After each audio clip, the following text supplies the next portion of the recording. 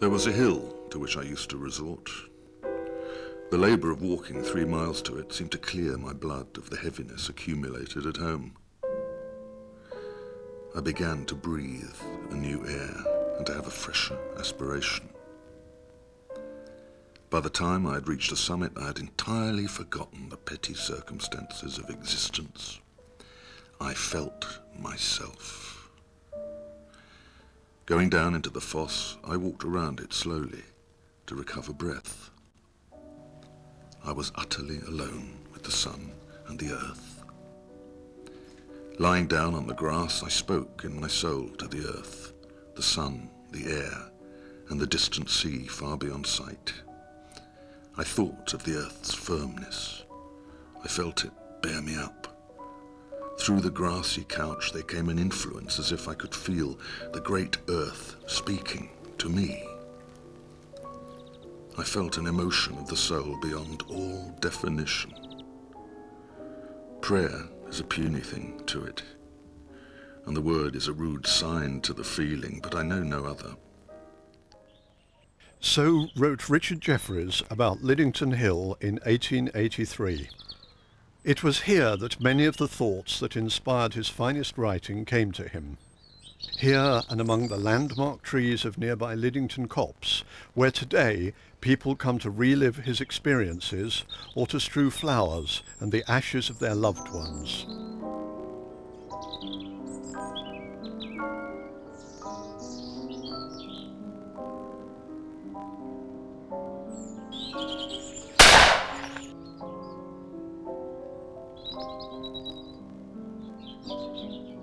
He was born a mile to the northwest in Cote Farmhouse in 1848. Partly rebuilt now, he would still recognise some of it: the farmyard, the stable and workshop, and the mulberry tree. This part of Wiltshire was the world he wrote about in so many of his great books: The Gamekeeper at Home, Wildlife in a Southern County, Bevis, The Amateur Poacher, Amaryllis at the Fair, and The Story of My Heart.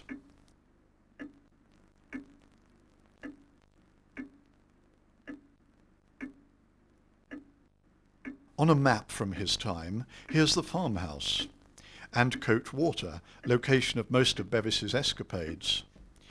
Way up here is Swindon, then Day House Farm, where Jessie, his wife, was born. Down here, Hodson and the gamekeeper's cottage. Close by, Birdrock Park, then Badbury, and just off the map, Liddington Hill. In a piece that he wrote called The Old House at Cote, he describes the old chair where he used to sit as it stood by the southern window, watching for the first star over that same mulberry tree. Same tree, same stars. And this little russet apple tree is a cutting from another, which was in turn a cutting from the original. To the front of the house still stands the orchard wall. Amaryllis, you will remember, when Lady Day Fair came round, would come here where she could overlook the highway and watch the folks go past. Up the road a little still stands a milestone. Jefferies often rambled up to the stone, which stood under an oak, to look at the chipped inscription low down: to London 79 miles. The inscription was cut at the foot of the stone, since no one would be likely to want that information.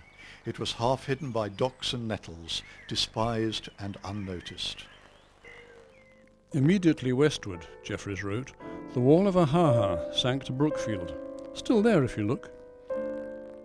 Built into it and mentioned a number of times is the square drain where various animals sheltered or escaped. And then, approaching the Haha, an ancient hedge, which he describes in Wildlife in a Southern County as the highway of the birds.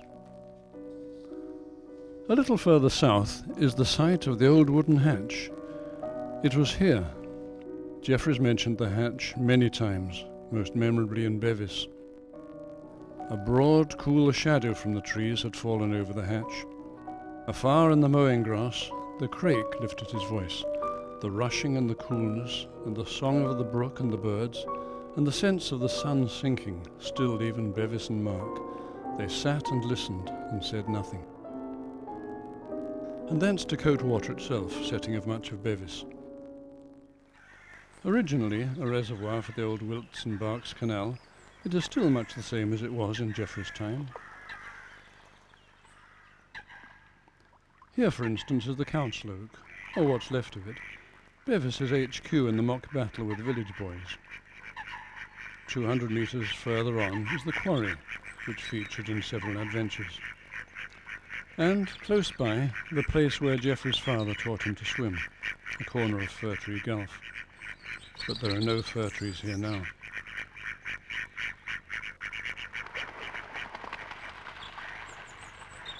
Turn left here, and we find Cicely's Bridge, named after the girl in Roundabout a Great Estate. No water in the brook now, but the parapet still makes a useful seat. Back to Coate Water, where the path enters a low-lying area that, in Bevis's world, was an almost impenetrable swamp. Then round the southern end of the lake, and head north up the other side towards the waste. Do you remember? Bevis wanted to explore the waste, and especially to look at the great grey boulder, and so went on and landed among the sedges. The ponderous stone was smooth, as if it had been ground with emery, and there were little circular basins or cups drilled in it. This was where the treasure was. Here it is, if you know where to look. Seems smaller now, probably sunk lower in the clay.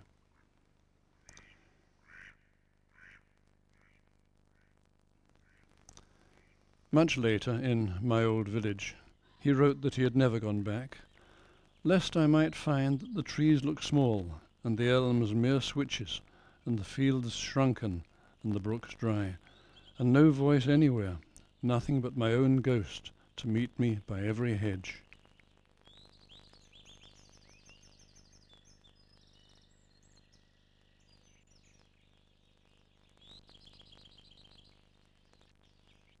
About 2 miles north along the road from Coate is Old Swindon. That's Swindon as it was before the coming of the railways. In Jefferies' day it was known as High Swindon. From Old Mill Lane we can see the field path to Coate, which Jefferies would have walked many times, and the old squeeze-belly style that let people through, just, but not cattle. This is the Devises Road. Jefferies went to 2 schools here, at Clarendon House and at Spring Hill Villa.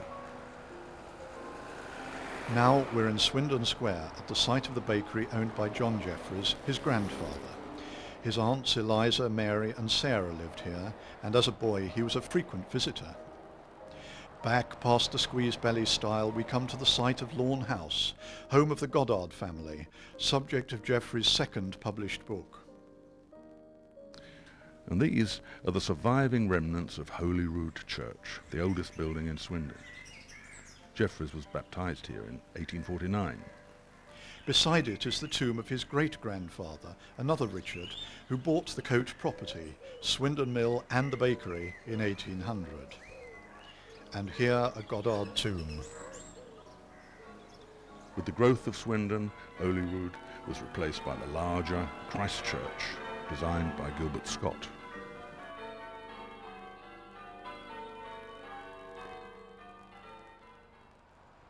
Now we're in Victoria Road. This is where he and his wife Jessie lived between 1875 and 1877, while he was a reporter on the North Wilts Herald. And here their first child, Harold, was born. Round the corner in Bath Road were the offices of the Herald, and here in Wood Street is the Cross Keys, once called Lay's Tea Rooms, where they stayed before moving to Victoria Street. Swindon Old Town, a tiny parochial place, now just a corner of the fastest growing metropolis in Europe. My interest is Birdrop Park. This is the Oakbourne chase of Jefferies' book, Roundabout a Great Estate. In his day, the main drive was the tradesman's entrance, seldom if ever trodden by him.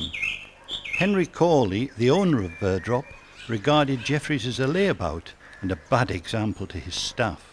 Among the trees on the right are the ditches of a deer park, first mentioned in 1583. The cottage is originally 17th century and has the arms of the Glanville family above the porch. And here the call is kept up to 20 Jersey cows and sent a churn of their milk to Chiselton School each day. The oldest part of the building is probably the western ground floor.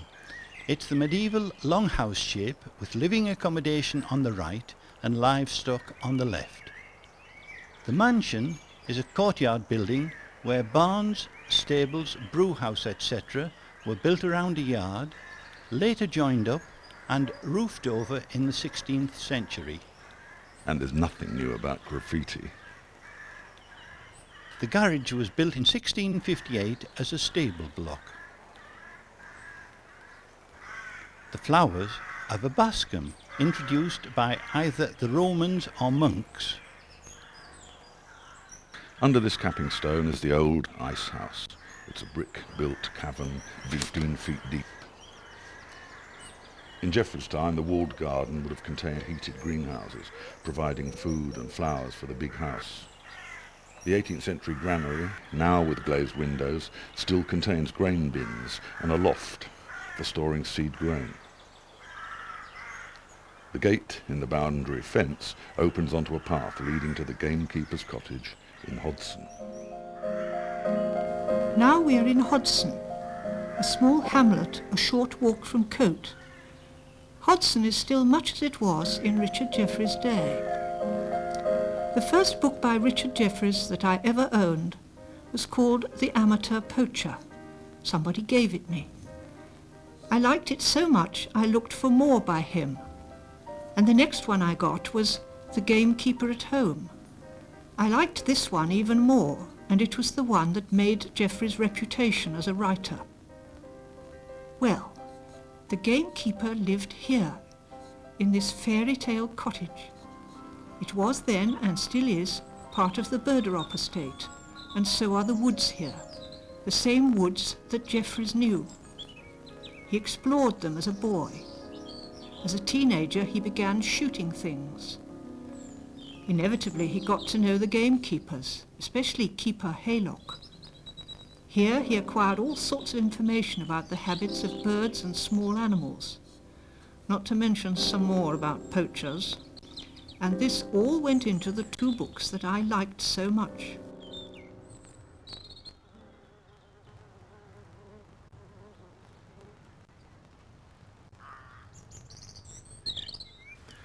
There were grass-grown tumuli on the hills to which of old I used to walk and think. Some warrior had been interred there in anti-historic times. I felt at that moment that I was like the spirit of the man in the tumulus.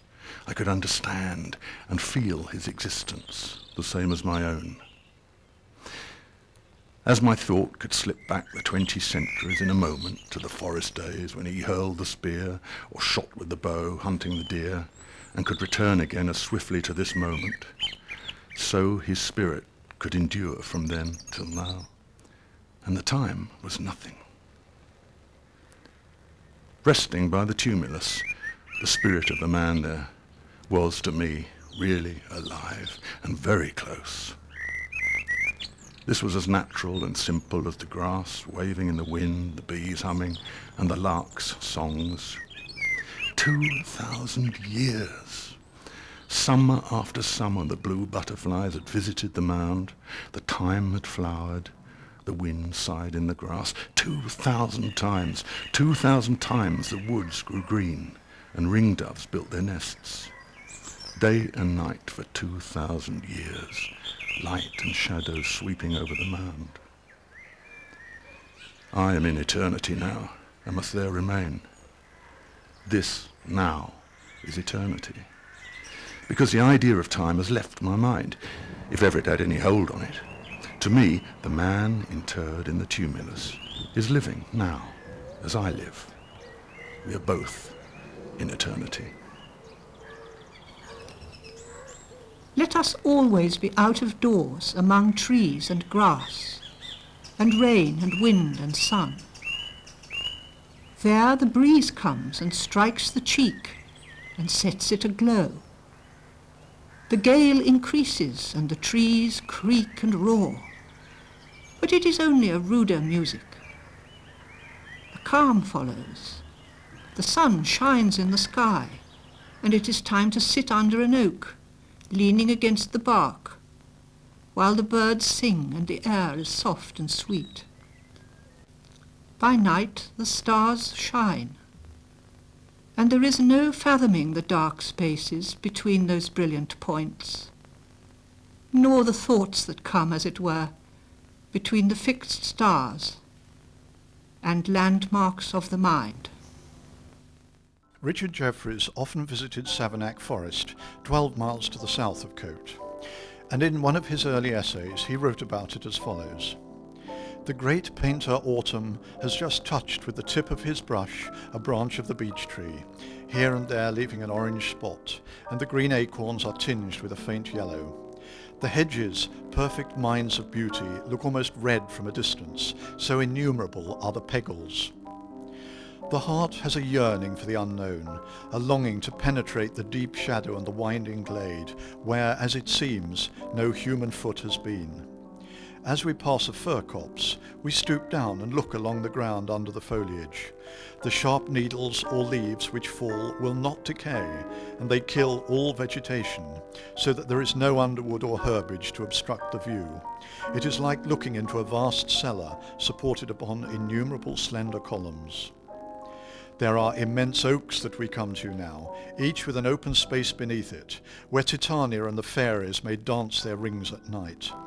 These enormous trunks, what time they represent! To us, each hour is of consequence, especially in this modern day, which has invented the detestable creed that time is money. But time is not money to nature. She never hastens. Slowly from the tiny acorn grew up this gigantic trunk, and spread abroad those limbs which in themselves are trees.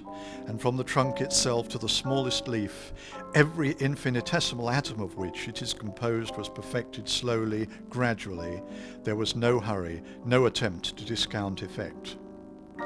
Far as the eye can see extends an avenue of beech, passing right through the forest. The tall, smooth trunks rise up to a great height, and then branch overhead, looking like the roof of a Gothic cathedral. The growth is so regular and so perfect that the comparison springs unbidden to the lip, and here, if anywhere, that order of architecture might have taken its inspiration. A couple of miles to the south, beyond the lake, is Chiseldon Church, where Jefferies married Jessie Baden. Chiseldon has grown a lot since then, but much of the old village remains intact. Here in the churchyard is the old grave like a stone table, which, Jefferies tells us, was used when dispensing dole to the parish poor.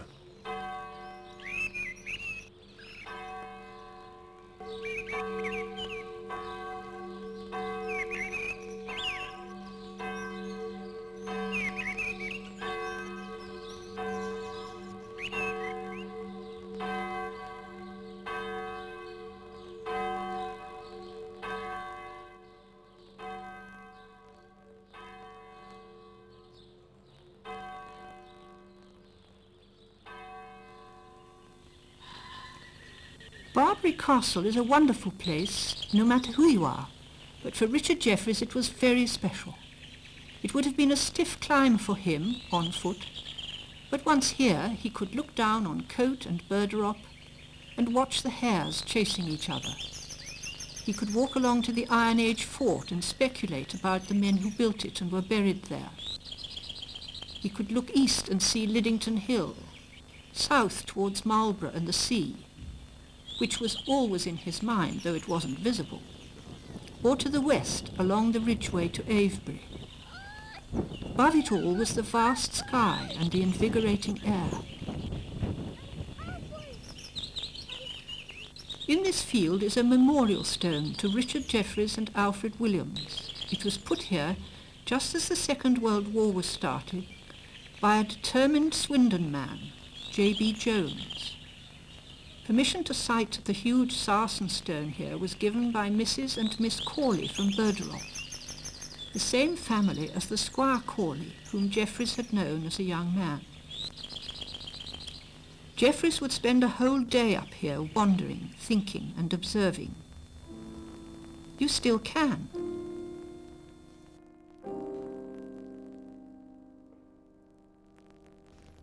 To me it was a wonderful and never-wearying spectacle, the great fiery disk slowly dropping beyond the brook and the meadow, beyond the elms on the rise, beyond the distant hills, the green leaves over and the grass under.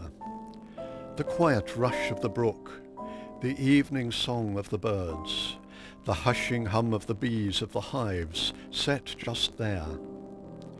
Yet then I thought little of it. Nothing then was of any value. Now if I could only get back those moments, they would be to me more precious than gold.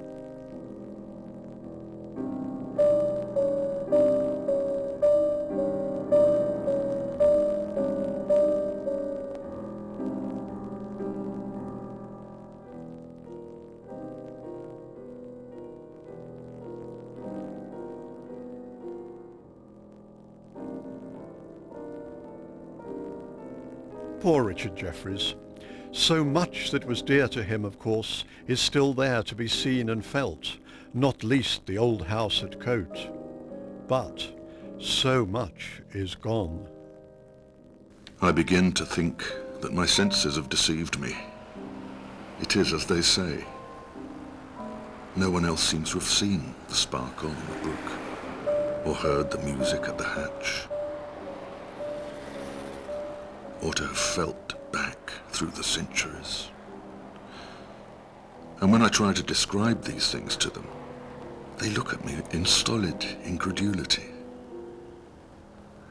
No one seems to know how I got food from the clouds, nor what there was in the night, nor why it is not so good to look at it out of the window.